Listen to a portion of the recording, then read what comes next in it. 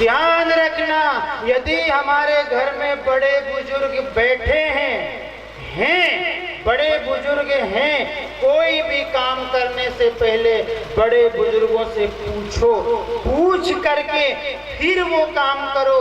यदि बड़े बुजुर्गों से पूछा और उन्होंने कह दिया हाँ हाँ ये काम तुम कर लो, कितना कठिन काम भी होगा वो काम पूरा हो जाएगा।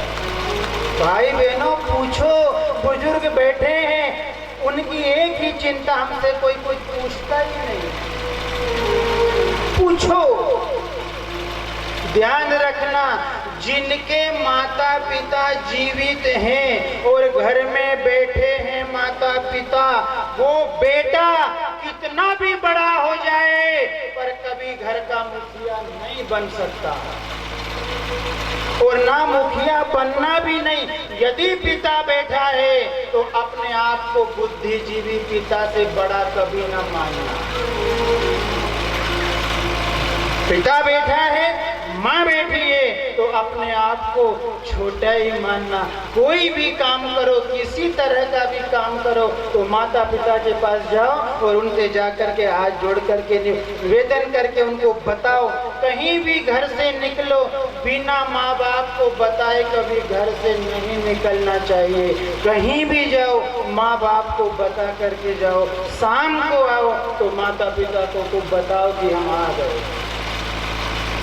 आप बता करके जाओगे, आपकी यात्रा सफल हो जाएगी। बता करके नहीं जाओगे तो पूछो। घर में बैठे हो, परिवार के साथ बैठे हो, एक दूसरे से पूछो, बात करो। बुजुर्ग घर घर में है, उनके साथ घंटा 2 घंटा जा कर के बात करो। बैठो, बैठते रहोगे तो उनका हृदय खुश रहेगा, उनका हृदय प्रसन्न रहेगा, आशीर्वाद देंगे। एक और आपसे निवेदन करके आगे बढ़ रहे हैं।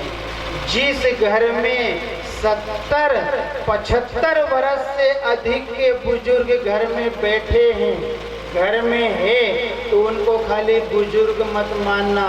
75-80 वर्ष के बाद बुजुर्ग देवता हो जाता है।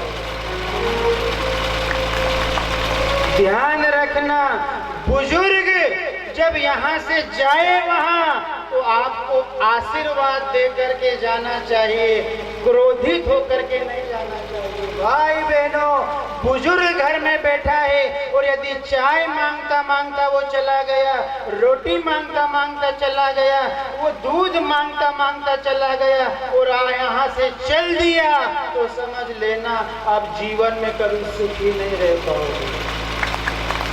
बात ध्यान रखना, बुजुर्गों की अंतिम विदाई अच्छे से होना चाहिए। भाई बहनों,